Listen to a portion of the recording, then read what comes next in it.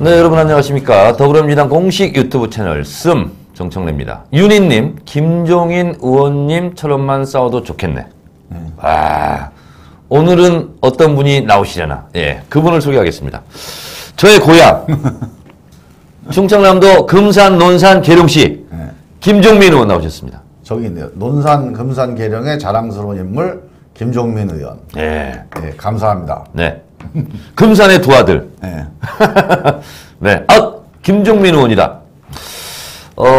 정청래가 선정한 20대 국회 최고의 스타 의원. 김종민 의원. 선정하셨어요? 제가 선정했어요. 정청래가 뽑은 20대 최고의 스타 국회의원. 근데 왜 그 9시 뉴스에 안 나오지? 지금 씀에서 나가고 있잖아요.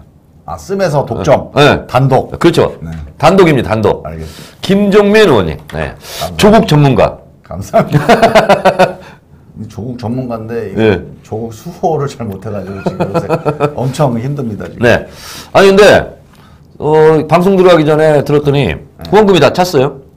참. 네. 그거 좀 말씀드렸는데 제가 어제 보니까 후원금이 마감이 됐어요. 다 차서. 그래서 너무 감사드리고, 제가 예전에는 뭐 100만 원, 뭐 300만 원 이렇게 후원하시는 분들 전화도 하고 그랬거든요. 근데 올해는 전화할 기회를 다 막아버리셨어. 10만 원짜리가. 네. 그래서 이게 정치라는 게 뭐다 하는 게 느낌이 딱 뭉클한 게 있더라고요. 감사드리고. 주로 10만 원짜리예요? 개미군단? 아니, 10,000원짜리도 있어요. 10,000원짜리도 있고 더 좋은 거네. 네. 그래서 너무 감사드리고, 이건 그 정성에 꼭 보답하는 그런 좋은 정치를 하겠다는 말씀드리고, 이제 제가 이 말씀을 굳이 드리는 거는 지금도 전화가 오셔요. 네. 근데 자꾸 전화가 오시면은 이게 후원금을 넣었는데 막히잖아요. 네. 그러니까 좀 수고스러워지니까 지금은 좀 기다리셨다가 내년 1월 달에 또 시작되거든요. 아니, 12월 17일. 제가 이제 예비 국회의원으로 등록하는 날이 12월 17일. 그때 후원 계좌를 열어요. 저도 그때 하나? 아니, 여기는 계속 열려 있고. 그러니까 김종민 의원한테 후원하실 분들은 좀 기다려주세요. 내년 1월 달에 이제 시작하는데, 그때까지 기다리시기 좀 어렵다 그런 분들은 12월 17일. 의원님이 12월 17일 날. 그렇지. 그때 시작하니까. 그때 예비 후보 등록하고 후원 계좌를 제가 엽니다. 그리고 내 출판 기념 때도 좀 오시오. 언제 하시는 거예요? 11월 30일. 11월 30일? 토요일 날. 오후 3시. 마포구청. 토요일 날 금산 가야 되는데. 잠깐 들었다 가. 알았습니다. 네? 아무한테는 내 축사를 부탁 안 하는데. 알겠습니다. 하여튼 여러분, 김종민 의원님처럼만 싸웠으면 좋겠다. 윤희님 아까 댓글 남겨주셨는데, 우리 김종민 의원님을 응원하시는 분들은 좋은 댓글을 남겨주시기 바랍니다. 국회의원은요, 박수와 댓글, 후원금으로 먹고 살아. 맞아요. 그렇죠? 국회의원 한지 이제 거의 이제 4년째 돼가고 있는데, 해보니까 어때요? 일단 제일, 김종민 대통령 갑니다. 네. 좋아하는 두 분이 나오셨네. 계엄령 문건 은폐. 야, 김종민 존경. 우리 저 댓글만 그냥 1시간 동안 충청 대망론 김종민 정청래 대권 가자. 둘이 경선해야 되네 그러면. 네. 해보니까 어때요? 소회. 아니 근데 되게 힘들어요. 생각하는 것보다. 되게 힘든데 이 국민들과의 소통을 하게 되면 힘이 덜 듭니다. 그렇지. 근데 이 소통이 차단되면 엄청 힘들어요. 그 딱 국회의원 딱 그거 하나 가지고 사는 것 같아. 그래서 그 중에 하나가 이제 지역구에서의 소통도 그런 의미가 있어요. 가서 쭉 돌면서 인사도 하고 대화 나누면은 좀 기분이 나고 하거든요. 근데 제가 이번에 이제 올해 이제 우리 검찰 개혁하고 또 조국 수호 이 싸움을 하면서 정말 어떤 구체적인 국정의 이슈나 우리 정치적인 어떤 쟁점을 가지고 국민들하고 이렇게 소통을 하는 그 정치를 한다는 게 이번에 경험을 했잖아. 엄청난 거더라고요. 그렇지. 거기에서 지혜도 나오고 열정도 나오고 그리고 힘들 때 버틸 수 있는 그 힘도 나와요. 그래서 저는 정치라는 게 결국 진짜 이 국민이라는 바다 위에 떠 있는 배다. 띄우기도 하고 뒤집기도 하고. 지난번 그 인사청문회 때 동양대 표창장 그 막 페이스북에 다른 거 있으면 올려달라 해서 막 올려줬잖아요. 제가 그때 제가 그런 느낌이 들었어요. 그렇죠. 그러니까 저도 이제 초선 때 어떤 생각이 들었냐면 저는 국정감사할 때 국민 국정감사 하겠다. 그래서 제보받았다.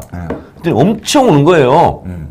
그리고 또 뭐냐면 TV 토론 나갈 때 페이스북이나 요즘 유튜브 이제까지 있으니까 이러이런 주제로 토론 나가려고 합니다. 여러분 어떤 말 했으면 좋겠어요? 이렇게 묻잖아요. 그러면 거기 카피, 자료 이런 게 다 맞아요. 제가 이번에 그거를 약간 처음에 저는 네. 그 동양대 표창장 올릴 때 제가 청문회를 바로 이제 한 이틀인가 앞두고 올렸기 때문에 네. 뭐가 올라올까 싶었어요. 네. 근데 제가 이제 우리 지역위원회에다가 부탁을 한번 해보려고 네. 그쪽 의원님들 찾아봤는데, 그러니까 거기 이제 우리 위원장들이니까. 네. 근데 마땅치가 않다고 그러더라고. 사람 찾기가 어렵대. 그 그렇지. 동양대 졸업생이나 아니면 거기서 표창 받은 뭐 초등학생 이런 게. 그래서 시간은 얼마 없고. 그래서 그냥 이제 페이스북에 올렸거든요. 네. 깜짝 놀랐어요. 막 올라오잖아, 엄청나게 댓글로. 올라오는데 네. 제가 딱 궁금하던 자료들이 올라오더라고요. 그러니까요. 그래서 제가 그 저기 뭐 청문회 때 그걸 그대로 그렇지. 제가 공개를 한 거거든요. 그래서 아 이거는 정말 이제 이 이른바 집단지성 또는 이제 소셜 민주주의가 뭐냐 이 새로운 민주주의라고 소셜이 아니라 소셜 아니야? 소셜 아, 소셜이에요 그게? 소셜이지. 소셜 그건 좀 약간 촌스러워. 이게 이제 외래어인데 국문과기 때문에 외래어는 조금 약해. 소셜로 가는 걸로. 소셜 응. 소셜 민주주의 이 새로운 단계에 대해서 제가 정말 아주 드디어 강력한 체험을 했습니다. 김종민 의원님이 셀럽이 된 거야. 왜냐면 300명 국회의원 아는 사람 적어보세요 그러면 보통 20명 이내래요. 그렇죠. 예, 네. 예. 근데 이름 없는 국회의원이 페이스북 해봐. 좋아요 댓글이 2-3개야. 근데 김종민 의원은 페이스북에 올리면 그게 관심거리가 되잖아. 그리고 사람들이 거기에 제보를 하잖아. 그리고 그때가 셀럽이 된 거라니까? 청문회 바로 직전이어가지고 네. 딱 관심이 이제 몰려져 있을 때 제가 그걸 정말 잘했던 것 같아요. 네. 사실 그때 그것 때문에 청문회에서 그 최성해 총장의 일종의 약간 그 양반이 이제 나는 지금도 그 말을 믿을 수가 없는데 네. 그 양반이 이 문제의 어떤 출발점이었거든요. 네. 그런데 그 양반 얘기가 누구나 다 그 양반 얘기 믿었잖아요. 네. 근데 그 청문회 때 그 많이 올려준 그 사진들 네. 그게 이 싸움을 시작하게 된 그게 하나의 역할을 했습니다. 소전투였지만 네. 큰 전쟁의 개념으로 본다면 아주 인상적인 그렇죠, 그렇죠. 전투였어요. 이게. 근데 이제 정치를 이제 계속 하실 거잖아. 네. 저는 최성해 총장이 무슨 조사받고 나오면서 약간 뒷짐짓고 이렇게 하다가 교육자적인 양심을 저버릴 수가 없었다. 네. 그 얘기 할 때 순간 이제 느낌이라는 게 있잖아. 저거 이상하다. 좀 약간 진정한 교육자라면 같아. 그런 얘기 안 하거든요. 맞아. 예를 들면 제가 진정한 이 시대의 양심으로서 이런 얘기 잘 안 하잖아요. 근데 저 얘기를 하는 순간 저거 뭔가 이거 의심쩍은 부분이 있다. 그래서 아니라 다를까 교육학 박사가 아니라는 거 이런 게 나오잖아요. 그러니까 그것을 약간 이렇게 위장하고 사는 사람들은 오히려 그런 데에서 구멍이 생기는 거야. 전 느낌이 딱 왔어요 그때. 맞아요. 그때 느낌이 왔죠. 지금 얘기 들어보니까 저도 그때 그런 느낌이 온 거예요. 네, 저거 이상하다 저거. 굳이 안 해도 될 얘기를 굳이 한다. 신뢰감이 좀 떨어졌어요. 그렇죠, 그렇죠. 야, 우리 김종민 의원님이 보니까 저보다 더 훌륭해지려고 해가지고 약간 배가 아픈데? 아까 엄수 봐. 아까 정청래보다 김종민이 낫다 이런 거 하나 있어요. 그런 거 없었어. 자, 그러면 조국 전문가이기 때문에 네. 바로바로 직공에 들어가겠습니다. 네. 정경심 교수, 네. 구속영장, 기각 인용. 저는 둘 중에 하나. 제가 그냥 제 어떤 관점이나 네. 제 어떤 바램을 떠나서 네. 그냥 최대한 제가 판사라고 판사적 양심을 가지고 객관적인 입장에서. 절대 불가능합니다. 이 영장은. 이 영장은. 네. 제가 영장을 봤는데 지금까지 저는 어떤 생각이냐면 지난번 대검 국정감사 할 때까지 그때만 해도 네.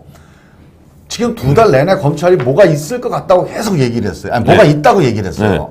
뭔가 확실한 게 있다. 근데 질질 끌는 거 보니까 그것도 심각한 아닌 게 것 같아. 있다. 네. 근데 제가 마지막에 있다면 2달 동안 이렇게 끌지 않았을 거라는 나하고 의심이 똑같은 들더라고. 생각을 했네. 그래서 아니다. 그러니까 검찰이 어떻게 보면 수사 마감을 못하고 있다고 생각이 들어요. 그렇지. 숙제를 다 못한 거야, 지금. 그 장관 그만둘 때까지 계속 수사 마감을 안 할 거다. 역시 그렇게 됐어요. 네. 그 장관이 그만뒀잖아요. 네. 그러고 나서 저는 그래도 대한민국 검찰이 지금까지 이렇게 끌고 왔는데 내가 예상하던 그런 최악의 상황으로 갈까? 제가 영장 보고 깜짝 놀랐어요. 진짜 제가 지금까지 그러니까 기각될 것 같다. 아 이거는 아니다. 이건 아니다. 이런 정도 가지고 수사라고 하면 안 된다라고 했던 내용이 그대로 나와 있어요. 지금. 그래서 너무 정청래 의원님 목소리가 너무 커서 좀 울려요. 제 목소리가 큽니까? 그래서 저는 네. 아니 그거부터 답을 해. 네. 기각 인용. 저는 뭐 당연히 기각되는 게 정상이라고 봐요. 기각될 수밖에 없는 이유. 네. 첫째. 일단 첫 번째로 일단 영장이라고 하는 거는 수사 때문에 청구하는 거예요. 구속영장은. 네. 그러니까 죄를 뭐 이 사람은 죄인이다 그래서 잡아가는 게 아니고 불구속이 원칙이잖아. 네, 수사를 하는데 뭐 수사하는데 왜 필요합니까? 네. 도망가니까 자꾸 네. 수사를 못 하잖아요. 그렇지. 증거를 숨기고 인멸하니까. 아, 그렇지. 근데 이 두 가지 이유가 다 해당이 안 돼요. 왜냐하면 지금 양반이 7차까지 와서 조사를 받았어요. 그 병원에 입원하면서까지. 네. 그러니까 필요하면 계속 와서 조사를 받고 있고 네. 또 하나는 지금 압수수색이 한 70건이 됐잖아요. 네. 증거는 모든 증거는 다 지금 검찰의 창고에 지금 들어가 있어요. 그렇지. 그래서 증거인멸의 우려도 거의 제로입니다. 거의자를 빼주세요. 그 제로. 네. 완벽하게 제로. 네. 도망의 우려도 제로예요. 그렇지. 그러면 우리 헌법이 보장하는 이제 그 무죄 추정의 원칙에 따라서 그렇지. 구속 수사해야 될 이유는 없어요. 네. 이 형법 70조에 따르는 구속 수사해야 될 이유 도주 우려, 주거 부정, 그다음에 증거 인멸이 세 가지거든요. 해당이 안 돼. 안 돼. 그러면 결과적으로 죄를 중죄를 져서 네. 뭔가 국민들의 정서법상 구속을 시키지 않으면 봐주는 느낌이 든다. 이게 또 이제 검찰이 그동안에 검찰이나 법원이 구속시킬 때 사실상의 하나의 사유로 들었던 거예요. 네. 그런데 이 내용을 보잖아요. 그러니까 그걸 범죄의 영장 상당 봤어요? 영장 내용이 쭉 이렇게 보도된 걸 봤어요. 네, 보도된 걸. 근데 이 내용을 보면 이 세 가지거든요. 네. 하나는 자녀 입시. 입시 문제에서 표창장은 이미 기소가 됐기 때문에 그 사유에 해당이 안 되고. 이미 재판이 들어왔는데. 예, 저기가 뭐 서울대 그 네. 인턴 했던 거, 뭐 이런 인턴 했던 자료를 가지고 뭐 이게 위조다. 네. 그 사실 그거는 누가 이거는 인턴 잠깐만 했던 이게 있잖아. 이렇게 거기 들어봐요. 털이 하나 있어. 아니 너무 이게 볼 때마다 되게 껄쩍지근해가지고 뽑아준 거지. 네. 그래서 그거는 이미 많은 사람들이 얘기를 관계자들 얘기해서 그거는 그냥 네. 자기가 담당자가 이제 뭐 임의로 네. 고등학생이 특별한 케이스긴 하지만 떼준 거다라고 진술을 했기 때문에 네. 제가 보는 건 진술이 완전히 서로 상반되는 거 다툼이 있는 거예요. 네. 혹시 이거 문제다 그러면 재판정에나 가야 뭔가 판단이 나는 문제고 그다음에 사모펀드인데 네. 사모펀드는 정확하게 그 오촌 조카 있잖아요. 조범동. 네. 그 조범동이가 한 게 다 정경심 교수가 시켜서 한 거다. 이렇게 돼 있어요, 지금. 반대로 돼 있네 지금. 그러니까 나는 그래서 뭔가 다른 이면 계약서가 있다든가. 조범동이 시켜가지고 네. 투자도 하고 뭐 이렇게 된 거 아니야? 네. 지금? 그러니까 둘이서 공범 상의해서 합의해서 했다 이렇게 돼 있는데 그거는 제가 제일 이제 최악이라고 본 게요. 네.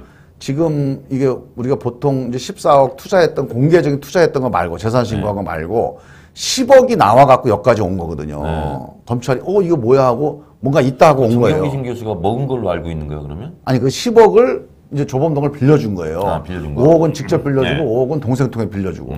근데 이거를 공동 투자해서 뭔가 범죄를 공모했던 그 범죄 자금이라고 간주하고 있어요 지금. 그래서 이거는 왜냐하면 이 3년 내내 꼬박꼬박 매달 이자를 받아요. 이자를 정액으로. 아. 그 다음에 또 그대로 연금 그대로 상환을 받아요.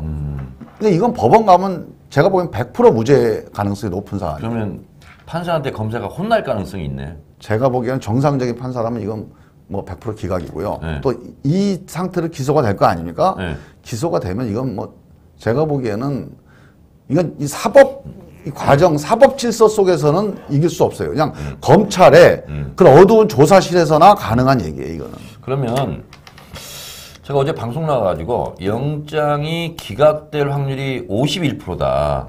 저는 그렇게 얘기했어요. 네. 몇 프로예요 그러면 기각될 확률이? 제가 보기에는 그러니까 이제 이 내용만으로 뭐 당연히 기각이 맞는데 네. 혹시라도 이제 한국당이 워낙 뭐 황교안 대표나 이렇게 해서 압박을 하잖아요. 네.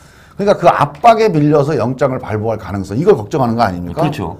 정치적 고려 때문에. 네, 저는 이제 대한민국 판사들이 일반적인 양식과 어떤 식견으로 따지면 지금 이런 정도의 압박에 굴복해서 자기 양심에 어긋나게 영장 발부할 가능성은 네. 저는 한 10%도 안 된다고 봐요. 그러면 90% 네. 기각 확률? 네. 야, 나도 좀 올릴까 그러면? 51%에서? 아니 일단 이렇게 해놓고 보자고요. 그래. 자, 이 댓글이요 지금 너무 많이 올라가고 있어요. 자, 영장 기각 확률이 90%라고 김종민 의원이 지금 점을 쳤는데 여러분 정경심 교수가 영장이 기각돼야 된다라고 생각하시면 1번을 남겨주시기 바랍니다. 1번. 예, 정경심 교수 사건 이건 뭐 영장이 청구되면 안 되는데 영장 청구가 됐으니까 영장이 기각돼야 된다라고 생각하시는 분들은 1번을 날리면서 다음 주제로 넘어가도록 하겠습니다. 한 가지만 제가 추가. 네. 이게 이제 제가 이번에 영장 내용을 보고 깜짝 놀란 게 물론 영장이 전부는 아닙니다. 또 다른 게 있을 수 있으나 제일 핵심적인 걸 가지고 영장을 1번 막 올라가네. 그렇죠. 저게 말씀하세요. 저게 민심이에요. 저게. 민심이야 민심. 네. 근데 영장을 제가 딱 구속영장을 좀 이렇게 기다린 게 거기서 어떤 내용이 나올까. 그렇지 궁금하잖아. 자, 검찰이 수사를 했어요. 지금까지 한 번도 발표를 안 했잖아요. 중간 발표 없었잖아요. 중간에 흘리긴 했지. 피의사실 공표. 그러니까 자기들은 그걸 자기들이 안 흘린 거다. 사실이 아닌 게 많다. 이렇게 계속 얘기를 해왔다고. 그러면 지금까지 우리 윤석열 총장도 얘기했지만 수사 결과로 보여주겠다고 그랬어요. 뭔가 있다고 그랬어요. 확실하다고 그랬어요. 근데 문제는 이번에 나온 영장 보니까 제가 제일 걱정하던 게 이거였는데 지금까지 우리가 뭐 유튜브에서 무슨 뉴스공장에서 뭐 이런 데서 나왔던 얘기들 있잖아요. 그런 얘기하고 다른 게 아무것도 없어요. 아, 그래요? 거기서 이미 다 분석을 끝내놓은 얘기들이야. 아, 이건 이래서 왜 안 되고. 그 당사자들, 그 김경록 씨 불러다 얘기하고 또 뭐 펀드 전문가들 불러다 얘기하고 아, 이건 이렇고 이건 이래서 이건 죄가 안 된다. 이거는 뭐 이건 문제가 있다. 이거는 뭐 되게 오바다. 다 분석이 끝난 얘기들이 영장에 나와 있어요. 그래서 이거는 우리가 뭐 예상했던 그대로네. 그러니까 예상했던 대로 나온 거예요. 그래서 깜짝 놀랐어요. 우리는 수사를 안 했음에도 불구하고 예상을 했는데 수사를 그러니까 수사한 사람들이 밖에서 이렇게 구경하면서 예상했던 거 이상 새로운 사실들이 없었다는 거는 이건 이 수사 자체를 한번 뭔가 스스로 한번 조사를 해봐야 돼요. 그러니까 어떻게 이런 수사가 있었는지. 대한민국 검찰 특수부가 김종민 의원만 또 못하네. 수사를 안 한. 또 그렇게 얘기하면 안 되는데 하여간 밖에서 일반인들이 우리 시민들이 이 조각조각 팩트들을 가지고 전체적으로 어떤 진단을 했는데 그 진단의 범위를 못 벗어난 거예요. 그래서 어쨌든 기각 확률이 90% 이렇게 점쳐주셨고 자, 또 하나 퀴즈. 조국 장관을 직접 수사할 가능성이 있다 없다? 저는 이제 뭐 참고인 조사라고 뭐 부를 수는 있겠으나 전 그것도 만약에 조국 장관을 직접 소환해서 부른다고 하면 사실은 그건 나는 비양심이라고 봅니다. 진짜 그럴 만한 근거가 없거든요, 사실. 그러니까 지금 우리가 2달을 대한민국이 막 무슨 난리 난 것처럼 우리가 이걸 쳐다봤지만 실제로 그 수많은 언론 보도들 또는 검찰 수사 과정에서 조국 장관과 직접 관련됐다는 얘기는 거의 없잖아요, 지금. 의원님, 근데 저는 조국 장관을 직접 조사한다는 거 100%. 그래요? 네. 저는 그렇게 감을 잡고 있어요. 왜냐? 뭘 가지고 하냐? 조국 장관 털은 게 나온 게 없어요. 근데 이제 부부지간에 서로 얘기는 했을 거 아니야. 그거를 증거 인멸 공모 내지는 교사로 저는 수사를 할 것 같은 느낌이 들어요. 근데 이 문제가 불거지기 이후의 문제잖아. 근데 그거라도 조사를 해서 망신 주기를 할 거다. 기소 여부와는 관계없이. 그거는 내가 보기엔 조국 장관에 대한 무슨 먹화심정이 있어서 그런지 모르지만 항상 사람들이요 너무 감정에 치우쳐서 이거 도를 넘어서잖아요. 그럼 그 부메랑이 자기한테 옵니다. 제가 검찰에 대한 엄청난 불신을 김종민 발 민주주의의 정의를 제가 얘기해요. 양쪽 다 얘기를 들어봐야 된다. 양쪽 얘기 다 이게 민주주의다. 제가 학습 제대로 했죠. 네. 이거 에이. 그리고 화날 때 결정하지 마라. 그렇지. 그것도 민주주의에서는 화날 때 결정하지 말자고 회의를 만들어 놓은 거예요. 그렇지. 우리가 막 감정했을 때 숫자 재고 야이 가자 그러면 좋은 결정이 안 나와. 그러지 말고 회의를 한번 해보자. 김종민 비정치학 박사. 민주주의에 대한 정의. 화날 때 결정하지 마라. 그렇지. 양쪽 다 얘기 들어봐. 양쪽 이게 민주주의다. 결정하자.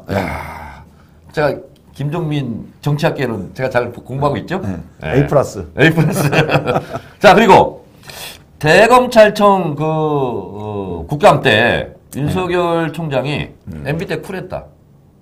저는 진짜 제가 너무 제가 죄송하기도 하고 한 게 제가 그때 이철희 의원 질의할 때 없었어요. 없었어요? 네, 약간 딴 데가 있었어. 어디가 있었어? 자료 정리한다고 나가 있었거든. 에이. 근데 제가 이제 국감 끝나고 집에 오는데 텔레그램으로 뭐가 왔어요. 아니 이게 말이 되냐. 그래서 아니 그 어디서 그런 말을 했지 보니까 국감 때 했다는 거예요. 그러니까. 그걸. 야, 그래서 내가 엄청나게 제가 이제 대검에다가 제가 이제 또 뭐 본인한테 직접 하면 또 압력이라고 오해받으니까 내가 몇 분한테 이건 정말 심각한 문제다. 그렇지. 도대체 이게 말이 되냐. 그랬더니 이제 그 다음날 뭐 제 얘기 때문에 그랬는지 뭐 언론에 나왔으니까 그랬을 텐데 뭐 해명이라고 해서 나왔더라고요. 그러니까 이러이러한 자기 개인 경험을 얘기하면서 나중에는 결국 문재인 정부 때는 옛날하고 다르다. 이 얘기 하려고 그랬는데 잘랐다는 거야. 그래서 내가 아니 그러면 나중에라도 할 말 있습니다라고 얘기를 했어야죠. 오해 소지가 있다. 그럼 내가 좀 발언권을 달라. 이렇게 했어야 되잖아. 근데 저는 이제 뭐 그게 근데 이철희 의원은 왜 자른 거야? 기분 나빠 잘랐나? 말이 안 되니까 말이 안 되니까. 네, 말이 안 되니까 이제 잘라서 이게 뭐 말이냐 막걸리냐 뭐 이러면서 이제 뭐 속아 웃을 일이다 이러고 이제 얘기를 한 거 아닙니까? 근데 제가 이제 그 나중에 그걸 이게 영상을 통해서 봤어요. 근데 저는 이제 윤석열 총장한테 제가 요새 뭐 윤석열 총장한테 전화도 안 하고 일체 내가 뭐 얘기를 안 하는데 정말 이 얘기를 나중에 한번 해주고 싶어요. 뭐냐면 그냥 수사 검사, 수사 팀장 정도면 그 얘기를 어디 개인적 자리에서 할 수는 있다. 내 경험상 그렇지. 옛날에 MB 형을 구속을 했는데 전화 한 통 안 받았다. 뭐 그렇게 그냥 뭐 쿨하게 처리할 수 있었다.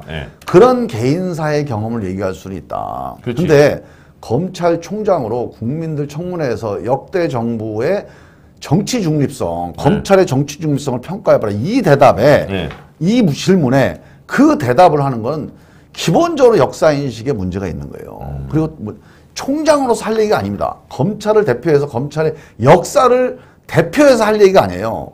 그래서 저는 하나의 사실이 사실이다 하더라도 그게 진실일 수 없는 얘기가 있습니다. 그렇죠. 반드시. 딱 거기에 해당되는 얘기예요. 제가 예를 한번 들어볼게요. IMF 때 온 국민이 다 힘들었잖아요. 회사 부도나고 그다음에 직장에서 잘리고 그다음에 집 뭐 차압당하고 온 국민이 힘들게 IMF를 겪었어요. 근데 어떤 사람이 나는 IMF 때 그래도 살만했어. 돈 더 벌었어. 이런 사람이 대한민국의 만약 경제 정책 책임자라고 생각을 해보세요. 그러면 국민들이 분노하지 않겠습니까? 그렇지. 지금 MB 검찰이라고 하는 게요. 정현주 KBS 사장을 말도 안 되는 배임 혐의로 구속했다가 이 무죄 나왔죠. 그렇죠. 미네르바 인터넷 블로그 글 쓴 거 가지고 또 구속했다가 또 무죄 나왔죠. PD수첩. 네. PD수첩도 구속했다 무죄 나왔죠.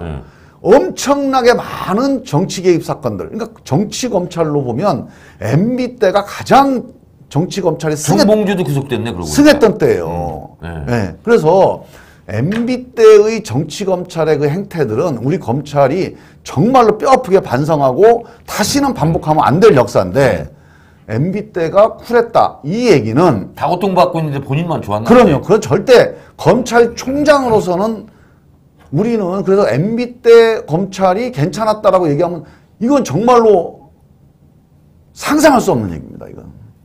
노무현 대통령도. 그때 노무현 대통령이 돌아가셨잖아요. 그러니까요. 강금원 회장이 뇌종양으로 고생하는데 검찰이 이 양반 병원 가서 저 치료 못 받게 해서 그 양반 뇌종양으로 돌아가셨어요. 이 얼마나 그 잔인한 정치 보복이었습니까? 그 정치 보복의 중심에 검찰이 있었어요, 그때. 그래서 그것 때문에 대한민국의 중수부가 없어진 거 아닙니까? 그러니까요. 그리고 대한민국 검찰이 총장 그만뒀죠. 이인규 씨 외국 나갔죠. 홍만표 씨 나중에 그만두고 나서 또 100억으로 또 구속됐죠. 그 역사를 알고 있잖아요. 국민들이 다 기억하고 있어요. 근데 그때가 검찰에 대해서 개입을 안 했다? 저는 그 사건, 이상득 사건 때 전화 안 받았다. 그 윤 총장이 전화 안 받은 거예요, 그거는. 그 개인 사건을 그 검찰에 대한 평가로 그렇게 가져가면서 우리 검찰의 역사를 이렇게 왜곡시킨다는 건 이건 정말 개인의 감정을 역사의 평가의 잣대 위로 올려놓은 거네. 그렇죠. 그리고 그러니까 총장으로서의 역사의식에 아주 심각한 문제입니다. 네. 왜 검찰청장이 아니라 검찰총장인 거예요? 그게 이제 일제시대 때 관세청장, 예. 방위사업청장 다 총장이잖아. 그때 이제 일제시대 때 만들어진 용어예요, 이게. 그러니까 검사총장이에요. 검찰청은 검사로만 이루어져. 그러니까 검사가 지금 주요 구성하니까 검사와 검사를 총지휘하는 총장이 있는 거예요. 검사총장이라고 불렀는데 이게 이제 검사총장이 용어가 좀 이상하다고 검찰총장으로 바뀌었는데 사실은 검찰청장으로 바꿨어야 되는데 그렇죠. 그때 워낙 검사총장 많이 이렇게 불러오다 보니까 그냥 검찰총장으로 바꿔버린 거예요. 근데 대학도 왜 다 총장이야? 동양대학교 교장이 맞지 않아요? 학교장. 그렇네, 진짜. 네. 중국은요, 교장이에요. 샤오장. 그렇죠. 네. 중국은 대학교 총장이라고 안 해요. 예를 들면 베이징 대학교 교장이에요. 샤오장, 교장. 그 대학하고 검찰만. 예, 총장이 약간 권위적. 옛날에 우리 정당도 그 총재, 네. 뭐 총에서 결제한다, 모든 걸 결제한다. 이게 약간 권위적이잖아요. 나 권위적이야. 청래당 총재야 내가.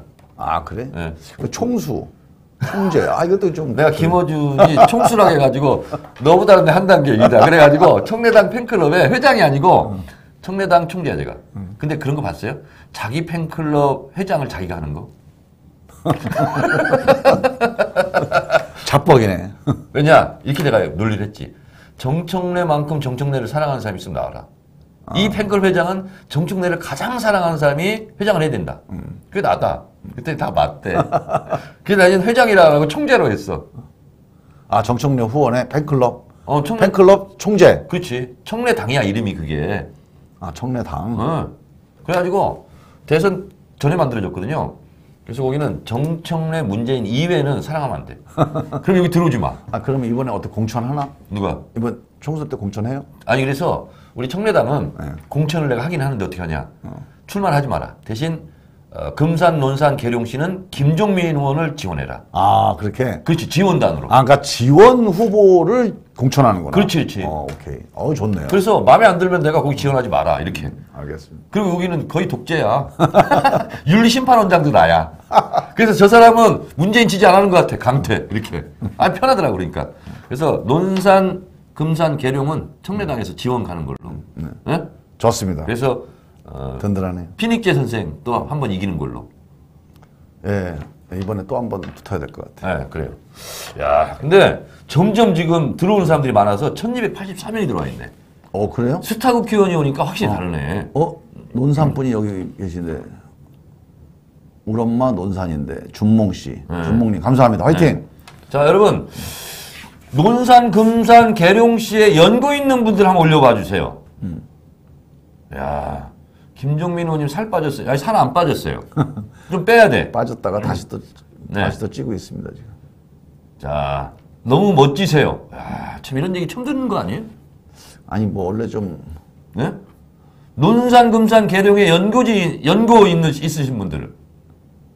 아, 대전이라는데. 논산 26년대 출신이 뭐야? 아, 논산 훈련소? 네, 훈련소. 훈련소. 논산 딸기는 또 뭐야? 아, 딸기가 전국에서 제일 많이 나는 데가 논산이에요. 아, 그래요? 네. 딸기 그 수확의 1위. 아, 그거 몰랐네, 나. 옛날에 40%까지 갔대는데 요새는 한 20% 정도 된다고 그래요. 김종민 의원님 사무실도 알아요. 윤희님. 네, 방문해 주시기 바랍니다. 네. 우리 논산 사무실이요? 네. 감사합니다. 야, 근데 논산에 논이 많아요? 논하고 산하고 있다고 해서 논산 아니야? 예, 그렇죠. 논산이. 어때? 논산이, 논 위에 산이 있다고 논산이었어요. 아, 논 위에 산이 있다? 네. 어디나 다 마찬가지지. 글쎄 말이에요. 근데 그 산이, 그러니까 거기가 평야지대예요. 네. 그래서 해발 50m가 넘어온 산이야. 그러니까 진짜 언덕 같은 게 산이거든요. 네. 그래서 그러니까 논 위에 산이 조그맣게 하나 있다 그 논산으로 불렀대, 이거를. 금산은 왜 금산인지 알아요? 제가 알아요. 비단금자. 어떻게 알았어? 비단금자로 돼 있잖아요. 그게. 비단금자예요? 네. 비단 같은 산. 네. 그리고 제가 진산에 태어났지, 진산. 진산의 진자는 무슨 진자냐? 참 진자가 아니라 보배 진자야. 보배 진짜. 보배 같은 산. 맞아. 저희 동네는 이름은 석막리. 돌로 막은 동네. 그래서 원래 우리가 돌멩이 꼴이었어. 돌마기골. 돌마기골. 네. 우리 작은아버지한테 추석 때 가서 얘기하고 왔어요. 김종민 의원이 근데 성막리는 안 온대. 아, 그래요? 한번 꼭 들어가요, 거기. 꼭 가야 되겠다. 진산읍내 갔다가 잠깐 들러가서. 성막리 얘기를 안 해줘. 근데 진산은 내가 여러 번 가서, 여기 우리, 정청래 의원님 고향이라고 가서 얘기도 하고 그러면 사람들이 다 아는 사람들이 나오거든. 그렇지. 성막리를 한번 가야 돼. 성막리를 한 번도 안 왔대. 갔을 텐데 내가 리드를 다 갔는데. 우리 작은아버지 거기 계시거든. 한번 그러면 똘똘말이. 작은아버지 가서 절 한번 드리고. 경찰들은 가끔 찾아온대. 경찰. 작은아버지한테. 예. 그 성막리 오면 우리 작은아버지 집에. 하여튼 뭐 딴 얘기 했고 오늘 문재인 대통령 시정연설. 야, 몇 조? 이번에 슈퍼 예산? 513조 5천억. 네, 513조. 그러니까 500조가 처음 넘었어요. 네, 처음 넘었잖아. 오늘 연설 어땠어요? 아니 정말로 정확하게 국정 전반에 대해서 상당히 책임감 있고 또 확실하게 지금 상황을 잘 정리를 해주셔가지고 저도 이제 어렴풋하게 좀 뭐 비슷한 생각 갖고 있었지만 또 대통령이 이렇게 확실하게 지금 우리 경제가 어떻게 지금 가고 있다. 또 지금 우리 한일 관계에서 생겼던 이런 경제적인 어려움을 또 어떻게 극복하고 있다. 이런 얘기를 해주시니까 저는 그냥 국민의 한 사람으로서 되게 안심이 되고 그다음에 국회의원 한 사람으로서 뭔가 좀 의욕이 생기더라고요. 뭐 일을 좀 해봐야 되겠다. 오늘 그 얘기했죠, 대통령이. 세계 경제가 금융위기 이후 최저 성장률을 기록할 것 같고 그렇지만 우리는 재정이 튼튼하다. OECD 평균 국가 부채 비율이 110%인데 우리는 굉장히 좋다. 36%가 7%인가 39%. 네, 39%. 그리고 WEF 세계 경제 포럼에서 계속 순위가 상승해서 드디어 13등을 했다. 지금 우리가 문재인 대통령이 취임하기 전에 우리가 26위였거든요. 2016년에. 네, 그렇지. 근데 지금 17위, 뭐 14위 해서 17, 15, 13까지 15위, 그 다음에 13위까지 갔어요. 그렇지. 내년에 몇 등? 그 내년에 이제 10위권 안으로 들어가야 돼, 이제. 내년에는 10등. 10등까만 갈까? 11등 혹은 10등. 아니, 그리고 임기 마칠 때 8등 그렇지, 가는 걸로. 1위로. 그러니까 한 자릿수로 가야 됩니다. 근데 저는 충분히 갈 수 있다고 보는 게 제가 오늘 대통령도 말씀하셨지만 우리가 지난번에 일본이 이제 수출 규제할 때 우리가 부품 소재를 일본에 거의 한 70년 의존해 왔잖아요. 그래서 그때도 제가 아는 전문가들이 이거 우리가 쉽게 해결 못한다. 최소한 10년, 길면 한 30년 걸린다. 그 얘기를 너무 많이 들었어. 그래서 내가 대통령께서 회의를 많이 하시고 나서 결론을 내리는데 우리 할 수 있다 이렇게 얘기하시길래 야, 우리가 또 정신승리로 가서는 이게 안 되는 정신승리. 투지만으로는 안 되는데. 이 문제는 안 되는데 걱정을 했어요. 근데 한편으로는 대통령을 제가 이제 나름대로 좀 아는데 이분이 정신승리 쪽 많이 알잖아. 과가 아니에요. 아주 정확한 분이거든. 그렇지. 원리 원칙을 중시하면서도 되게 팩트가 강한 분이에요. 조선시대로 보면 실학파야. 네, 아주 실사고시. 실학자 계열이야 봐야 돼요. 정약용 선생 그 계열이야. 그래서 저는 그래서 대통령이 그렇게 판단한 거면 뭔가 있을 거라고 저는 생각은 했는데 지금 오늘 말씀하신 거 들으면서 최근 한 100일 정도 사이에 정말로 우리가 예상보다 훨씬 뛰어넘는 이 진도가 나간 거예요, 지금. 일본 소재 전쟁에서 우리가 이기고 있는 중이야. 소재 부품 장비 산업에 있어서 그래서 이대로 가면 정말 우리가 제2의 한강의 기적. 그러니까 이 소재 부품 산업에 있어서의 한강의 기적을 다시 이룰 수 있겠다. 이런 자신감 같은 게 있는 거예요, 지금. 그래서 저는 지금 이런 하나하나의 사건들이 대한민국의 역사를 만들어가고 있는 거거든요. 그래서 저는 이런 거에다가 검찰개혁, 정치개혁 이게 같이 덧붙여만 주면 8위 아니라 5위까지도 갈 것 같아요. 그러니까 거시경제 안정성은 연속 1위야 지금. 그렇잖아요. ICT 보급 이것도 1위고 그리고 야 여름에 뭐 전력 수급이 어떻다 원전 뭐 제로 시대 가니까 뭐 공격하는데 전력 보급률도 1등이래요 우리가. 그래서 전체적으로 이제 가장 문제는 경제는 세계 경제의 어려움 속에서 상대적으로 우리는 상당히 견실하게 가고 있는데 독일은 1%대야 독일. 그 건강하다는 독일이. 경제는 발전하고 있는데 문제는 민생이 어려운 거 아닙니까? 이 민생의 어려움을 어떻게 해결할 거냐. 이게 이제 우리의 공동의 관심사예요. 근데 저는 이 문제에 대해서는 사실 이게 복지의 문제이기도 하고 일자리의 문제잖아요. 이거는 대부분이 여야가 국회에서 합의를 해서 입법을 통해서 뭔가 구조개혁을 해야 돼요. 네. 그래서 이 과제가 국회의 가장 큰 과제라서 저는 이번 총선을 통해서 정말 국회가 바뀌어야 됩니다. 국회가 바뀌어서 정치 공부하지 말고 지금 보세요. 경제 민생 얘기할 때 여러분들 무슨 얘기 제일 많이 들었어요? 경제 망했다. 경제 실패했다. 폭망. 경제 폭망론. 근데 제가 그냥 딱 한 가지만 얘기 드릴게요. 제가 옛날 노무현 대통령 모실 때부터 뭐 경포대론, 뭐 대한민국 경제 실패론, 뭐 여러 가지 마타도 거짓 선동을 많이 들었는데 제가 이번에는 더 심한 게 문재인 대통령이 탄핵 때문에 보궐선거로 당선된 대통령 아니에요. 네. 그래서 인수위도 없이 국정을 시작을 했어요. 그렇지. 근데 이렇게 해서 시작한, 그래서 이 국정농단으로 인한 후유증을 치료하는데 한 1, 2년 걸린 거 아닙니까? 네. 그 대통령한테 1년 지나자마자 뭐라고 얘기했냐? 경제 망가뜨렸다는 거예요. 근데 한번 생각을 해보세요. 우리 집안 경제도 1년 동안 망가뜨리기가 어려워요. 1년 안에. 나라 경제를 1년 안에 망가뜨린다. 이거 누가 봐도 거짓말 아닙니까? 그러니까 WF는 그러면 왜 박근혜 때는 26위, 지금 왜 13위라고? 그러니까요. 그래서 저는 이 한국당의 이 거짓 정치 선동, 이 정치 공방, 이 정치 공세, 이거를 좀 빼고, 이거 없이 정말 경제 민생 문제를 차분하게 우리가 논의를 해서 논쟁도 하고 해서 국회에서 합의해서 법을 통해서 민생을 살릴 수 있는 뭐 중소기업과 대기업 상생하는 법, 그 다음에 일자리 관련된 법, 우리 지금 52시간, 그 다음에 탄력 근로 이것도 아직 정리가 안 되고 있잖아요. 그러니까 이런 문제들을 하나하나 해결해 나가는 국회로, 민생을 해결해 나가는 합의하는 국회로 이번에 꼭 바꿔야 된다. 그것만 되면 경제를 저는 100% 살릴 수 있다고 봐요. 근데 법사위원이 어떻게 이렇게 경제 영역까지 해박한 거야? 아니, 해박은 아니고 이거 진짜 우리 국민 상식이에요, 이게. 지금 이게 경제는 그런 대로 가고 있는데 민생이 어렵다. 이게 정말로 대한민국의 이게 경제 문제의 진실이거든요. 아니, 또 대통령이 경제 행보하니까 또 쇼래. 아니, 또 그거 안 하면 왜 쇼래도 안 하냐고 또 그럴 거 아니야. 대한민국 경제 민생 문제에서 가장 큰 숙제는요. 정치 공방에서 경제 민생을 해방시켜야 돼요. 정치 공방에서 벗어나게 해야 돼요. 아, 근데 내가 질문이 하나 있는데, 근데 해외 여행객은 왜 계속 이렇게 늘어나? 계속 신기록이잖아. 그거는 이제 삶의 질이 점점 나아지는 거죠. 삶의 질이 나아지게 되면 어느 나라나 마찬가지예요. 그러니까. 경제 수준이 높아지게 되면 해외 3만 달러 넘으면 무조건 올라갑니다. 그러니까 우리가 지금 3만 달러 시대니까. 공수처. 공수처 또 전문가잖아요. 그렇지. 이번에 반드시 이건 돌파해야 됩니다. 공수처 이번에 돼요, 안 돼요? 저는 반드시 된다고 봐요. 된다고 봐요? 왜냐하면 묘수 뭐 이런 건 얘기하지 마. 아, 묘수 이런 건 필요 없어요. 그냥 정석. 정석으로 뚜벅뚜벅 가면 되게 돼 있어. 고등학교 때 정석 공부했어요? 정석 잘 알겠네. 정통 종합 영어. 정통 종합. 수학의 정석. 수학의 정석. 정통 정석 이런 걸 좋아해. 해법 공부 안 했나 봐. 해법은 잘 안 했어. 수학의 정석만 했어. 야, 그 홍성대 이사장이 좋아하겠네. 이런 얘기 들으면. 뭐 그 양반 제가 잘 모르는데 하여간. 하여튼 공수처. 공수처 핵심 내용이 뭐예요?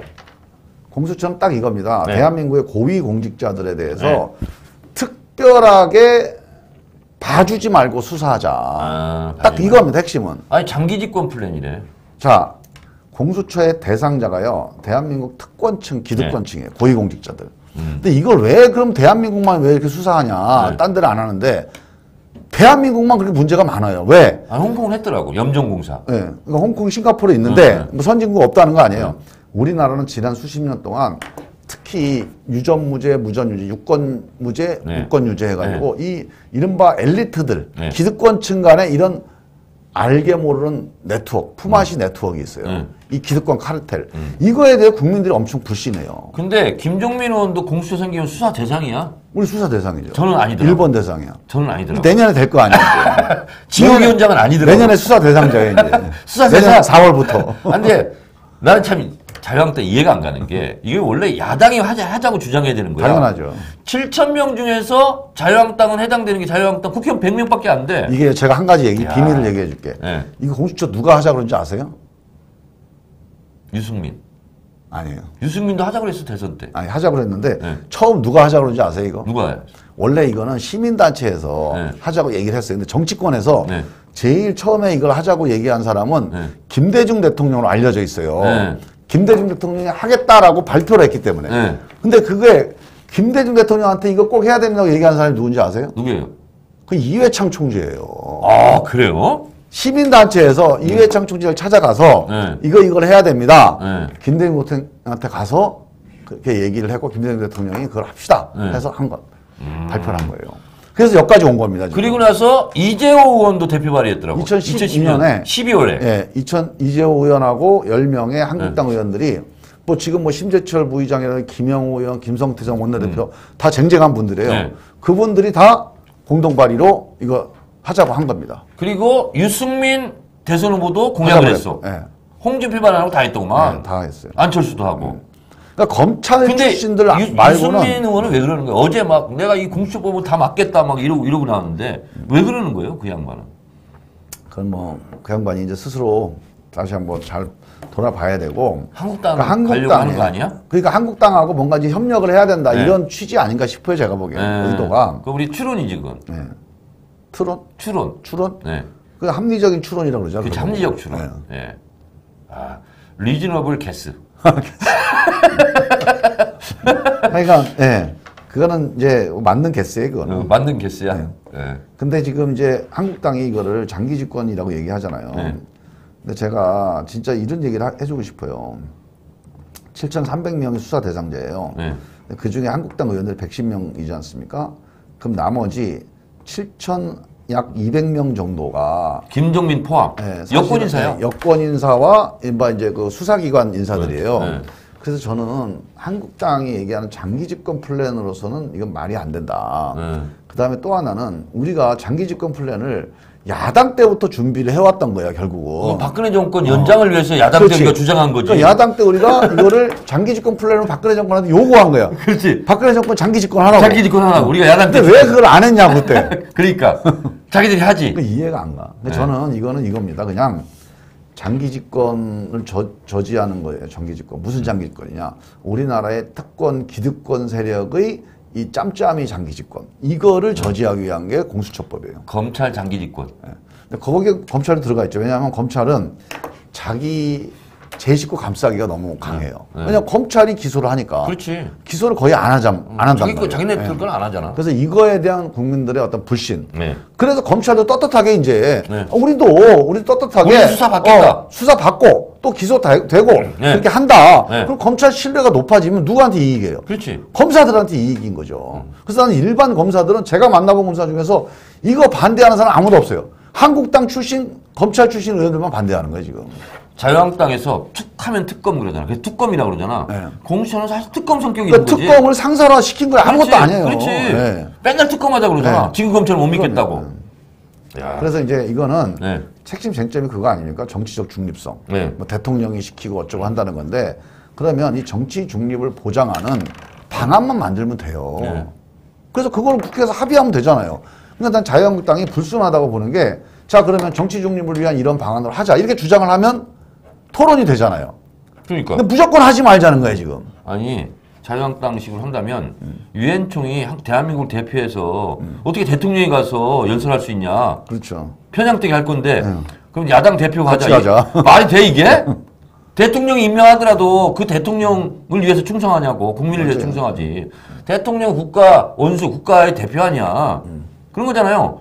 아니 이명박 때 표창장 받은 사람 있어? 우리 민주당원들도 많아. 이명박한테 받은 게 아니라 대통령한테 받은 거지. 사실은요, 우리 당이나 여권에서는 사실은 공수처에 대해서 반대하는 사람도 꽤 있었어요. 왜냐하면 지금도 있잖아. 이거 만들면 우리가 제일 먼저 타깃이 될 텐데. 한번 생각을 해보세요. 자, 내가 공수처 수사관이에요. 공수처를 왜 만든 거예요? 살아있는 권력, 고위공직자 막으라고 그러는. 고위공직자를 잡아야 성과가 나지 않습니까? 그래야 국민들이 일 잘한다고 평가할 거 아닙니까? 그렇지. 대통령 측근을 잡아가둬야 이게 사람들한테 박수를 받는 조직이 돼요. 양정철 막 이런 사람들. 뭐 정청래 이렇게 해서. 그래서 여당으로서 하기 싫은 그렇지. 정책입니다 이게. 왜냐하면 위험한 거 아니에요. 이번에 윤석열 보세요. 윤석열 같은 총장을 만드는 게 고위공직자예요. 공수처예요. 그래갖고 조국 수사 그러니까 우리가 이거 뭐 엄청나게 있어도 우리가 시켰으니까 어쩌지도 못하는 거 아닙니까? 공수처가 이걸 제도화시키는 거예요, 사실은. 그러니까 이게 사실상 특검이야 이거. 네. 특검하고 똑같은 거거든요. 그래서 저는 이거는 정말 우리 여야를 떠나서 이 고위공직자에 대한 국민들의 불신 이거를 정말 근본적으로 없애는 방법. 우리가 지금 한 수십 년 동안 매 대통령 들어서 뭐 사정한다고 맨날 검찰 동원해서 고위공직자 잡아가두고 정치인 잡아가뒀어요. 근데 어떻게 됐습니까?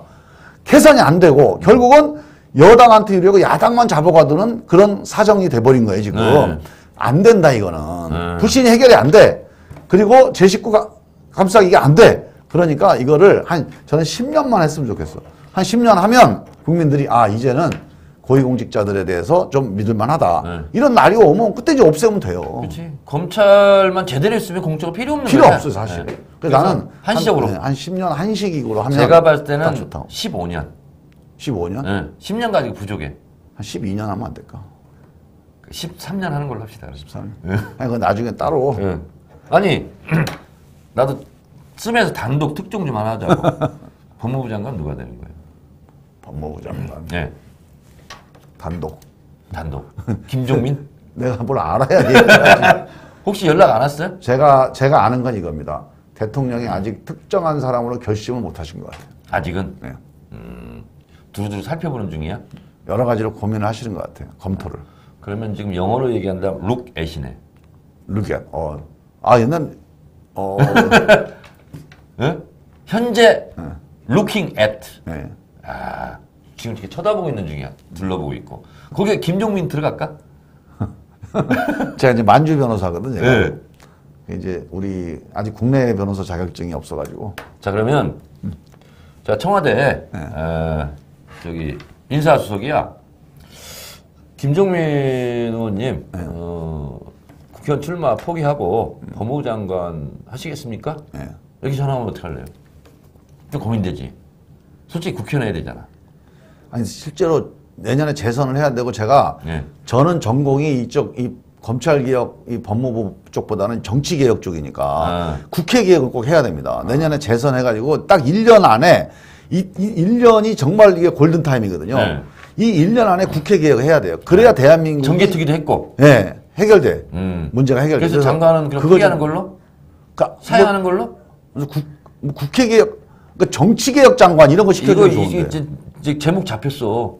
김종민 법무부 장관 사양 뜻 밝혀. 정치개혁 쪽으로. 정치개혁 쪽으로? 아직 연락은 안 왔네 그러니까. 연락 안 왔어. 그 굳이 또 물어보고. 그러니까 안 하는 걸로 해. 그럼 정리. 일단 어려운 걸로 하고. 어려운 걸로 하고. 근데 정치개혁이 전념하는 걸로. 그래서 내가 MBN 판도라에서 박지원 의원이 전해철만 얘기하더라고. 그래서 제가 박범계도 있다. 박범계. 그 추미애 대표도 있다. 근데 조금은 안 맞아. 당대표가 장관 가는 거. 그렇죠. 조금 그래. 지금 여러 가지 뭐 대법관도 있고 당대표 출신도 있고 한데 이제 그런 게 약간 좀 장관하고 맞겠냐. 좀 그건 이런 있어. 고민들이 좀 있죠. 예전에 정세균 의장이 당대표 하다가 산자부 장관 갔잖아. 산자부 장관 가셨죠. 그때 당대표가 장관 그때 말 많아요, 맞아. 그런 적 있었잖아. 근데 그때 청와대에 있었잖아요. 제가 알지 잘. 근데 왜 그렇게 한 거예요? 그 뭐 지금도 이게 봉인이 아직 해제가 안 됐습니다. 봉인이 해제가 아직 안 됐어. 살짝 나중에만 얘기하는 걸로. 야, 오늘 우리 김종민 의원 모시고 뭐 지금 막 올라오는데 지금. 응? 이철희 의원 추천하는 사람도 있는데? 이철희 법무부 장관? 그것도 괜찮네. 야. 약간 과감하게 가는 것도 괜찮아요. 과감하게 하는 것도 괜찮아? 박범계, 전해철 막 나오네 지금. 김종민 짱. 야. 국회개혁 최우선 과제. 데이비드 정님. 와. 국회개혁. 표창원. 야, 표창원도 있네. 제가 진짜 이거 광고 겸해서. 최광욱. 광고 해보세요. 광고 겸해서 제가 이제 내일 국회에서 인사청문회 이대로 안 된다 이 토론을 합니다. 제가 내일 나가서 발제를 할 거예요. 거기에 홍영표 전 원내대표, 김관영 전 원내대표, 장병환 전 원내대표, 윤소아 전 원내대표, 지난번 원내대표단이 그때 하고 싶었는데 못했던 것들을 한번 하자 그래서 인사청문회를 토론을 하는 그분들이 거예요. 다 나와요? 네. 내일 시간 되시면 10시에 꼭 좀 오세요, 국회. 10시에? 네. 유튜브 중계해야지 그러면. 중계해야 되고. 좀 중계 좀 하실래요? 김종민 의원 쓰면서 중계 좀 해줘야 돼, 진짜. 쓰면서 하겠습니다. 네. 네. 바로 왜냐하면 이번에 우리가 조국 사태를 겪으면서 네. 검찰개혁, 언론개혁도 중요하지만 인사청문회 이대로 놔둬서는 절대 안 된다. 이런 국민적 공감대가 있어요. 네. 누가 장관하겠어 이래가지고는. 그리고 장관을 하는 게 이렇게 그러니까 이 절차가 이렇게 망가져버리면 네. 결국 대한민국 국정이 흔들리는 거예요. 그렇지. 좋은 사람이 안 갈 거 아닙니까? 그렇죠. 그래서 한번 제도 개선하자. 네. 그런 식으로 내일 하는 거고 내일을 시작으로 해서 11월 달에 거의 매주 한 번씩 네. 릴레이 연속 토론을 하려고 그래요. 국회 개혁 연속 토론. 대한민국 국회 바꾸자. 국회를 바꾸자. 네, 연속 토론. 제목이 그걸 왜 국회를 바꾸자. 네. 국회를 바꾸자. 연속 토론. 국회를 바꾸자. 정치를 바꾸자. 네. 이렇게 하면 되겠네. 딱 내 생각하고 똑같네. 네. 내가 그 잡아놓던 카피 중에 하나야 그게. 내가 한때 정치 광고에서 카피라이터를 했어. 국회를 바꾸자. 정치를 바꾸자. 그렇지. 국회를 바꾸자. 정치를 바꾸자. 정치개혁 2020 국회를 바꾸자. 야. 김종민을 바꾸지 말자. 그렇지. 내년 한 번 더 좀 해줘야 돼. 야, 근데 지금 계속 늘어가가지고 3,195명이 지금 들어와 있어요. 그래요? 이거 이제 그러면, 빠져나갈 때 네. 또 병목 현상이 걸리더라고. 병목이요? 왜? 3,000명이 한꺼번에 이제 퇴장하려면 퇴장하는데 뭐 병목 현상. 그런 게 있어요? 그럼 뭐 톨게이트를 지나가나? 그렇지. 빠져나가야 되니까. 그래서 이제 우리가 이분들이 빠져나갈 시간을 좀 드려야 돼, 우리가. 한 3분. 이제 정리를 해야 되는데, 좀 이따 또 KBS 가신다면서. 네, 오늘. 사사건건. 네, 맞아. 사사건건 시사, 토크 여러분, 잠깐 화장실 갔다 오시고요. 4시에 KBS 사사건건. 파트너가 누구예요? 장재원. 장재원. 큰일 났네. 자, 여러분, 오늘 김종민 의원을 모시고, 이러저런 얘기를 해봤는데요. 저희는 3분 후에 이제 인사를 드리려고 그러는데, 우리 김종민 의원, 제가 봤을 때, 제가 원래 칭찬을 잘 안 해요. 네. 근데 20대 이철이 불출마 처리하라고 그랬는데. 이미 한번 선언했어. 했어요. 네, 네. 그래서 이 20대 국회에 제가 가장 활동을 잘한 의원을 한 명을 꼽는다면 단연 김종민 의원. 그래요? 제가 고향 출신이라서 그런 게 아니고 진짜로 내가 이번에 너무 잘했어요. 아니 근데 진짜 그 의정활동이나 국회에서 잘하는 분들은 되게 많아요 지금. 네.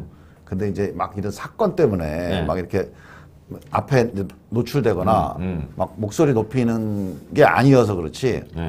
그래서 일단은 이제 그런 여러 가지 그 잘하는 의원들 그 양상 있잖아요. 사례를 많이 안 소개를 보이는 데서 말하는 의원이 많아요. 네. 예를 들면 정책 국회의원도 많고. 그렇죠. 네. 근데 정치는 정책만 해서는 안 돼.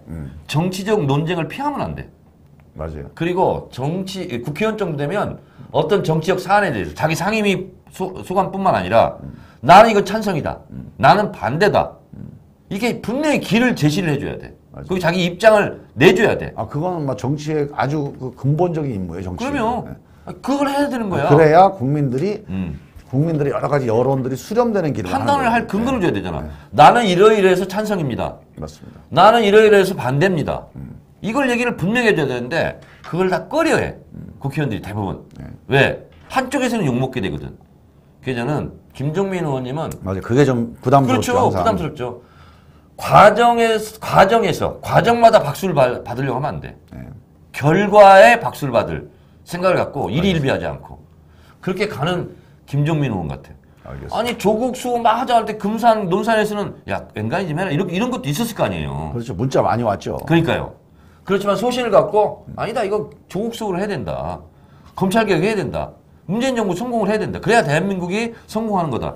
그런 철학이 있잖아. 우리 이제 충청도라 네. 충청도 사람 원래 점잖게 하는 겨. 네. 너무 나서지 마. 그러니까.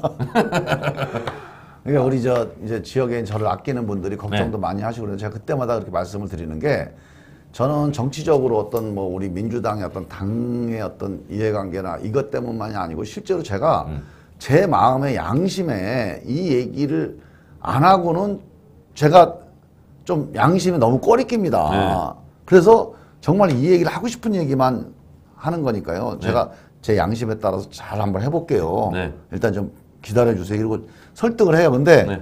설득을 하면 이제 많은 분들이 다 이제 이해를 하시고 또 받아들이시거든요. 네. 근데 결과적으로 보면 많은 분들이 제가 갖고 있는 그 어떤 뭐 내가 예를 들어서 어떤 정치적인 목적이나 아니면 내가 뭐 조국하고 친해가지고 일부러 막 실드 치고 이게 아니고 친하지 않아? 아니 그렇게 아주 친하진 않아요. 아주 친하진 않아요. 네, 한 옛날 대학 다닐 때 뭐 족구 좀 몇 번 하고. 그때부터 알아요? 알기는? 그렇죠. 그때부터 알죠. 그때 이제 같이 우리 조국 장관이 그때 족구 잘해? 그때 뭐 다리가 길잖아요. 잘했던 기억은 잘 안 나요. 그래. 아 1년 제 선배예요. 근데 뭐 대학 이후에는 뭐 거의 이제 만나본 적은 없어. 이번에 이제 우리 문재인 정부 들어서 와서 이제 다시 또 보게 됐는데, 근데 그러니까 제가 생각하는 거나 많은 우리 시민들이 생각하는 게 다 비슷할 거예요. 네. 내가 특별히 무슨 정치적인 이해관계를 떠나서 이번 일은 정말 사실이 아닌 건 아닌 건데 이 아닌 게 제대로 알려지지 않는 거에 대한 억울함. 그거에 대해서 엄청나게 화가 나는 거죠. 나는 이 아주 원초적인 어떤 심리, 이게 지금 우리 대한민국의 이 상황을 이렇게 이제 엄청나게 끌고 왔다고 보거든요. 그래서 저는 이거는 뭐 정치적인 노선, 보수 진보 다 아니에요. 그냥 정의, 양심, 대입각해서 사실이 사실로서 받아들여질 수 있는, 또 아닌 게 아닌 걸로 정리될 수 있는 나라. 근데 한번 정리를 해야 돼 이거. 조국 장관한테 나중에 술 한잔 사세요. 조국 장관 때문에 엄청 떴어. 김종민 의원. 본인은 괴로워. 김종민은 떴어. 조국수 하다가. 하여튼 감사. 그래서 저는 이게 아직 하시고. 끝난 게 아니고 정말 그동안 쏟아졌던 수많은 쟁점들 있잖아요. 이게 사실인지 아닌지를 꼭 정리하는 작업을 해야 됩니다, 우리가. 그래서 이거는 시민들이 해야 돼요. 이미 시민들의 역량이 대한민국 검찰 특수부보다 세. 그러니까. KBS라든가 뭐 JTBC보다 더 강력해요. 그래서 시민들의 힘으로 그동안에 나왔던 수천 가지의 쟁점들, 이게 사실인지 아닌지를 꼭 확인하는 작업을 끝까지 나는 해주셨으면 좋겠어요. 자, 여러분. 김종민이라는 국회의원을 우리가 이번 국면에서 하나 또 얻었습니다. 이 결실의 계절, 김종민을 수확한 우리 또 민주당 지지자들, 국민 여러분, 수확의 계절, 가을의 결실물, 김종민 의원과 함께 오늘 1시간 정도 나눴는데요. 김종민 의원은 국민들이 많이 사랑해 주셔가지고 후원금이 꽉 찼어요.